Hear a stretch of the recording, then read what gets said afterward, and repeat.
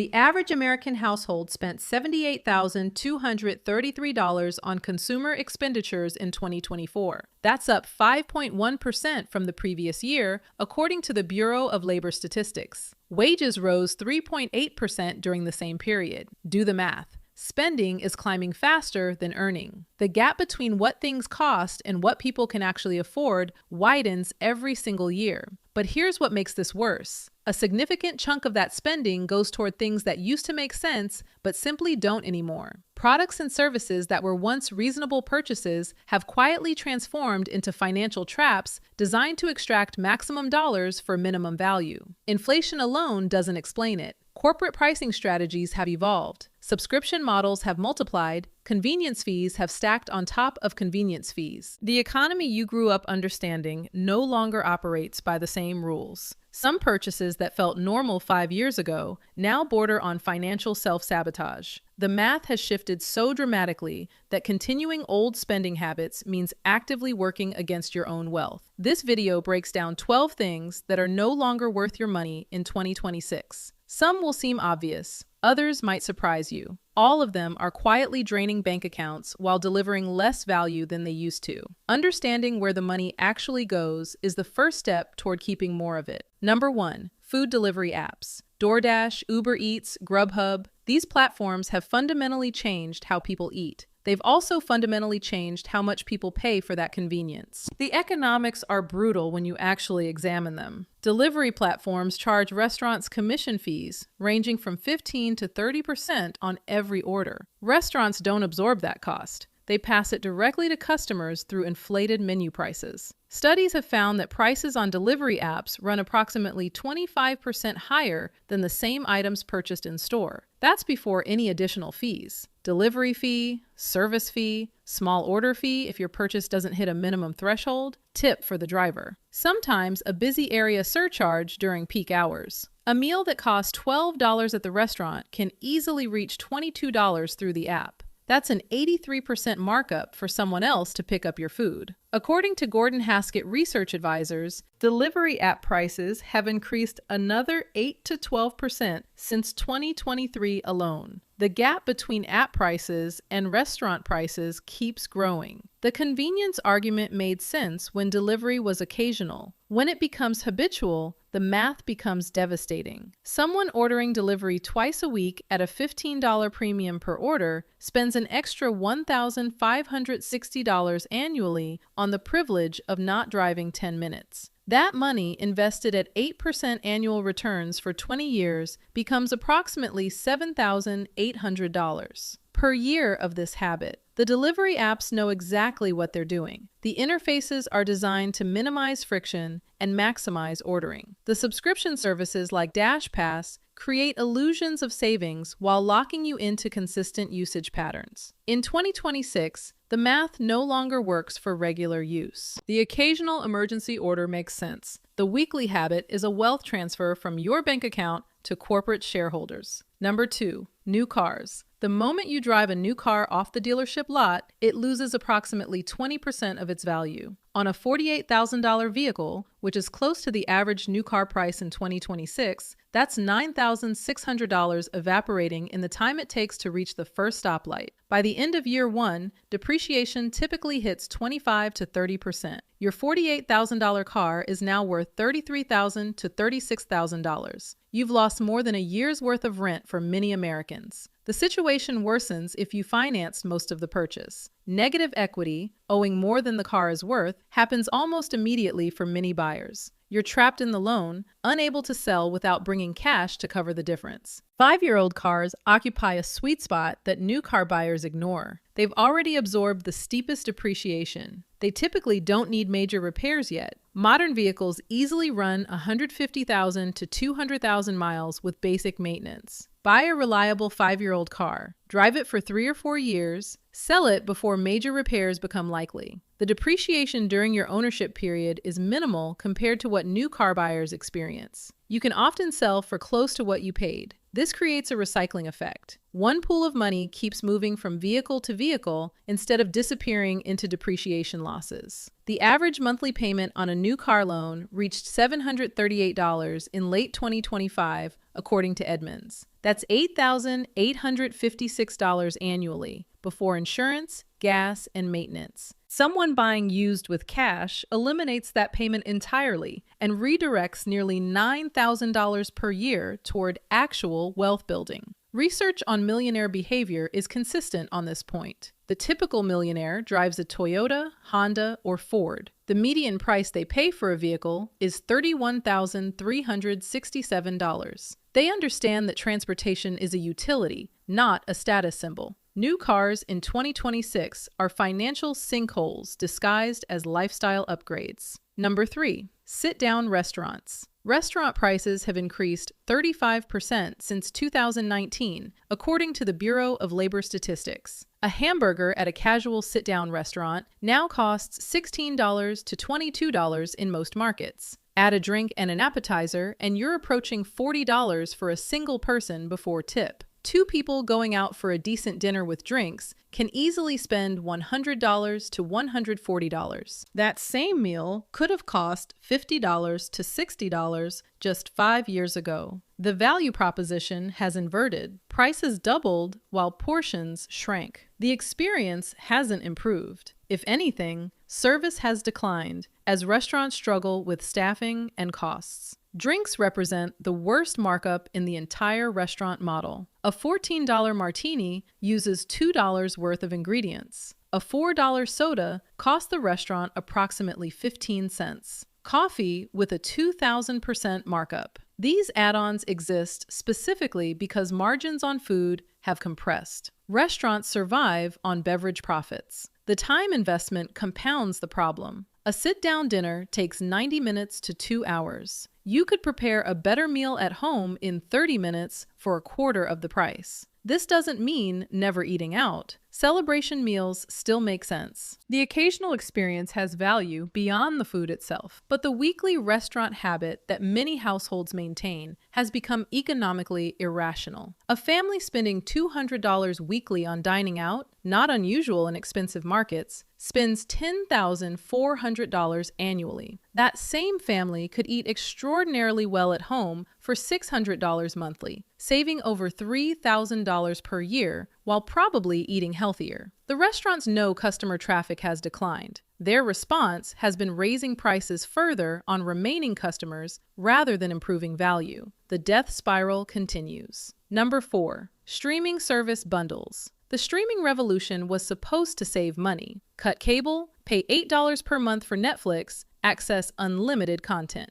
That value proposition died years ago. Netflix's standard plan now costs $15.49 monthly. Add Disney Plus at $13.99, Hulu at $17.99, HBO Max at $15.99, Amazon Prime Video at $8.99, Apple TV Plus at $9.99, Peacock at $7.99, and Paramount Plus at $11.99. Subscribing to all major streaming services now costs over $100 monthly. That's $1,200 annually, more than many people paid for cable. The platforms deliberately fragment content to force multiple subscriptions. The show you want to watch moves from Netflix to Peacock. The movie you've been waiting for lands on a service you don't have. The sports package requires yet another subscription. This fragmentation is intentional. Each platform wants to create enough exclusive content that you can't cancel. They're reconstructing the cable bundle they claim to replace, except now you're paying separately for each piece. The average American household subscribes to 4.5 streaming services, according to Deloitte's 2025 Digital Media Trends Report. That's approximately $60 to $75 monthly spent watching screens. The solution requires discipline most people refuse to exercise. Subscribe to one service at a time. Watch everything you want on that platform. Cancel. Subscribe to the next one. Rotate through services rather than maintaining all of them simultaneously. This approach costs $12 to $18 monthly instead of $75. You still access all the content. You just access it sequentially rather than simultaneously. Streaming in 2026 only makes sense if you refuse to play the game they've designed for you. Number 5, fast food. Fast food used to be cheap food. That equation no longer holds. A Big Mac meal at McDonald's costs $12 to $15 in most markets. Chipotle bowls approach $15. Even Taco Bell, historically the cheapest major chain, now charges $10 to $12 for a basic meal. Fast food prices have increased 55% since 2019, according to the Bureau of Labor Statistics. Menu prices rose nearly 10% in 2023 alone. The trajectory shows no signs of reversing. The value proposition was never health. Everyone understood that. The value proposition was convenience at low cost. Remove the low cost, and you're left with convenient, unhealthy food at premium prices. For $15, you can prepare a meal at home with actual nutritional value, whole ingredients, vegetables, proteins that didn't come from a freezer bag. The time difference is minimal. Most simple meals take 15 to 20 minutes. The fast food habit costs the average regular customer $3,000 to $5,000 annually. That's money spent actively degrading your health while enriching corporations that have figured out you'll pay whatever they charge. Fast food made sense when a meal costs $4 to $6. At current prices, it fails every reasonable test of value. Number 6. Latest generation tech. The new iPhone costs approximately $1,200. It takes slightly better photos than the phone you already own. It runs the same apps at roughly the same speed. It provides the same fundamental experience. The marginal improvement between smartphone generations has collapsed to near zero for average users. The iPhone 16 versus the iPhone 13 offers almost nothing a typical person would notice in daily use. Same Instagram, same email, same texts. Yet millions of people line up every year to pay $1,200 for imperceptible upgrades. Planned obsolescence compounds the problem. Manufacturers deliberately slow down older devices through software updates. Batteries degrade by design. Repair costs approach replacement costs. The entire ecosystem pushes toward constant replacement. This extends beyond phones. New laptops, tablets, TVs, and gadgets receive massive marketing pushes, despite offering minimal improvements over 3-year-old versions. The smart approach? Buy technology 1 or 2 generations behind the latest release. A refurbished iPhone 14 costs half what a new iPhone 16 costs. It does everything you actually need a phone to do. The performance difference is undetectable in normal use. Someone buying new flagship phones every 2 years spends approximately $600 annually on depreciation alone. That money, invested over a career, compounds into tens of thousands of dollars for photos that are 3% sharper. Number 7. Expensive weddings. The average American wedding now costs approximately $35,000, according to the Knott's 2024 Real Wedding Study.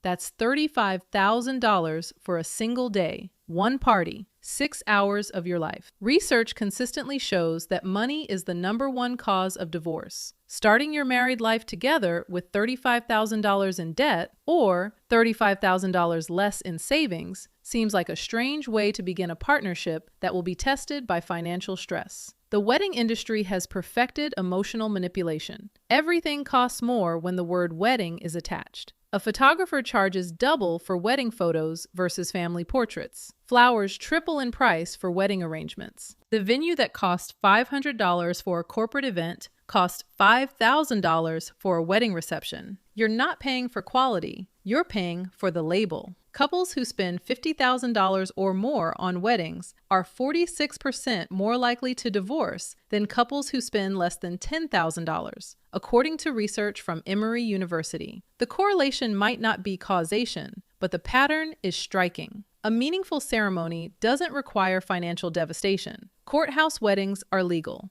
Backyard receptions create genuine memories. The marriage matters more than the party celebrating it. If you can afford a $35,000 wedding from savings without impacting retirement contributions, emergency funds, or other financial goals, by all means, spend what you want. Your money, your choice. But if that $35,000 is going on credit cards, delaying a house down payment, or eliminating your financial cushion, you're trading long-term security for short-term spectacle. The photographs don't pay dividends. Number 8, luxury travel. Airfare costs have increased 30 to 40% since 2019. A round-trip domestic flight that costs $250 now costs $350 to $400. International flights have seen similar increases. A week-long vacation for two, flights, hotels, food, activities, easily reaches $4,000 to $6,000. A family Disney trip now averages $8,000 to $10,000 for a week, according to travel industry surveys. For someone earning $50,000 annually, that Disney trip represents 20% of gross income. After taxes, closer to 25% of take-home pay for 1 week. Travel has genuine value.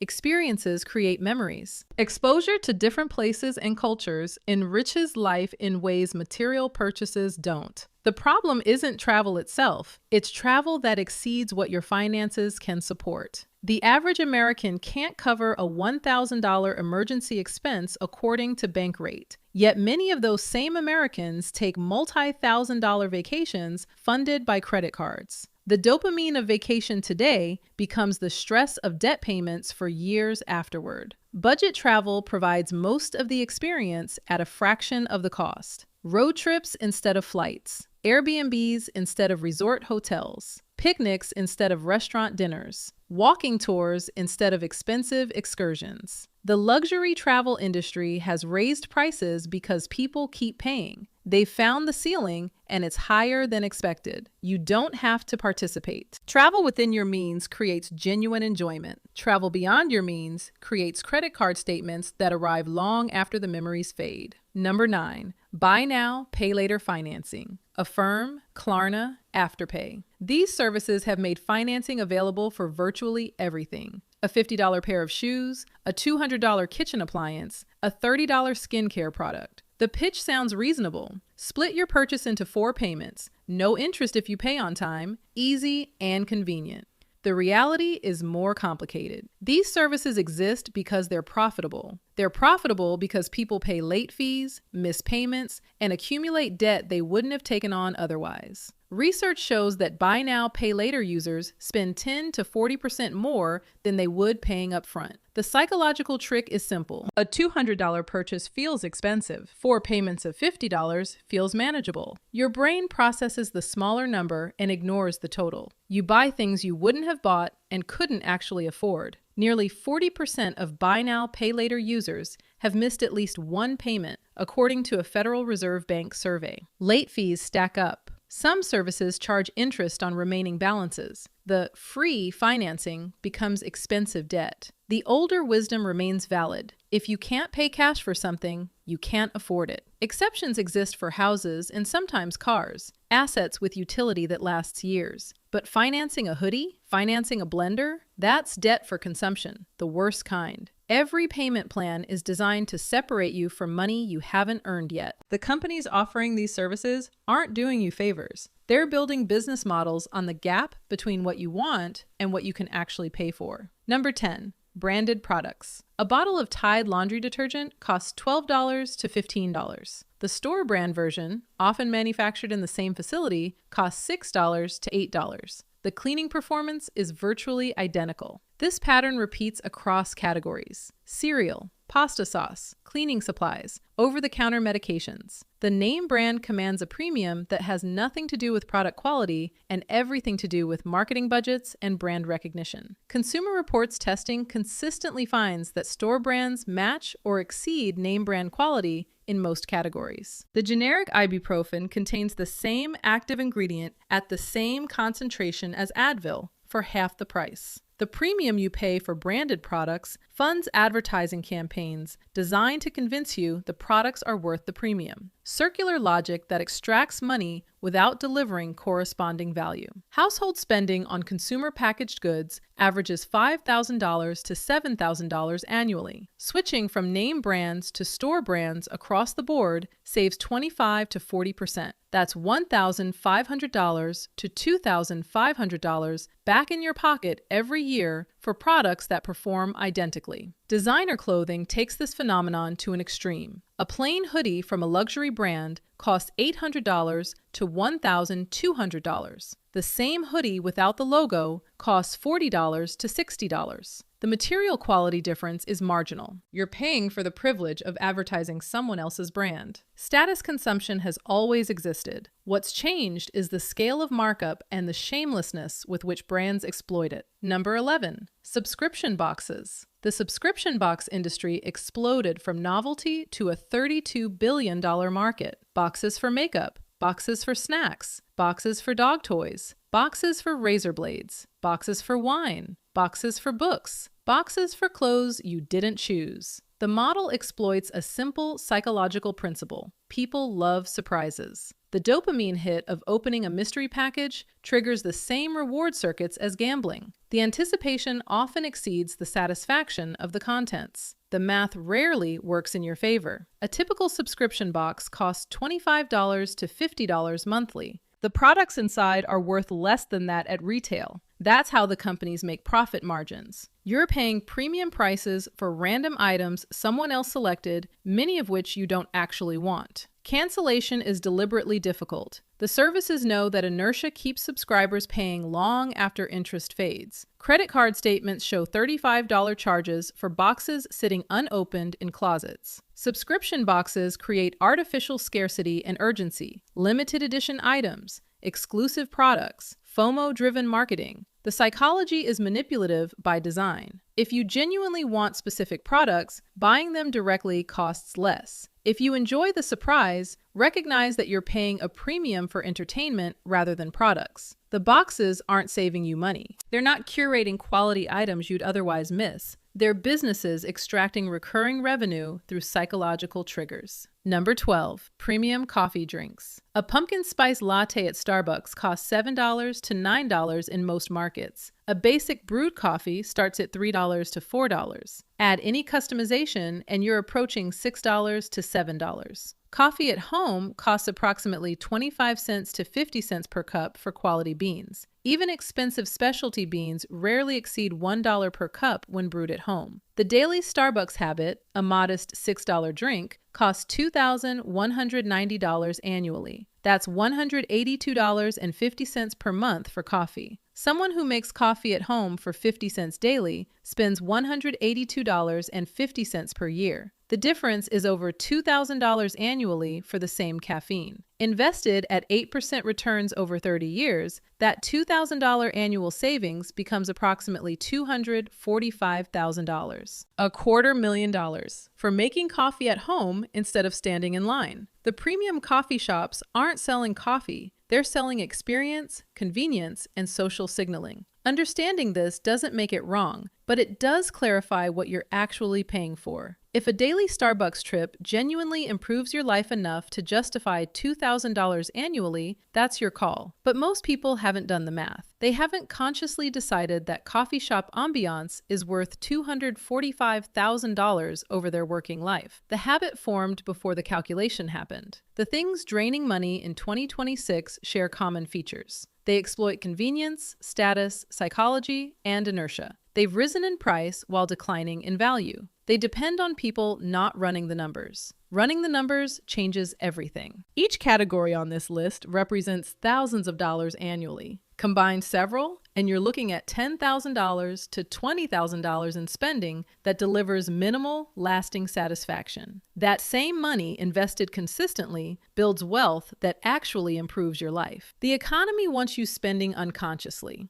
Algorithms are designed to trigger purchases. Marketing budgets exist to manufacture desire. Financing options remove the friction of not having enough money. Your only defense is awareness. Understanding what things actually cost. Understanding what they're actually worth. Understanding the gap between those two numbers. The 12 categories in this video aren't inherently evil. Some might genuinely improve your life enough to justify the price. The question isn't whether anyone should ever spend money on these things. The question is whether you've made a conscious decision or whether the spending just happens while you're not paying attention. Your money either works for corporations or works for you. In 2026, knowing the difference is worth more than ever.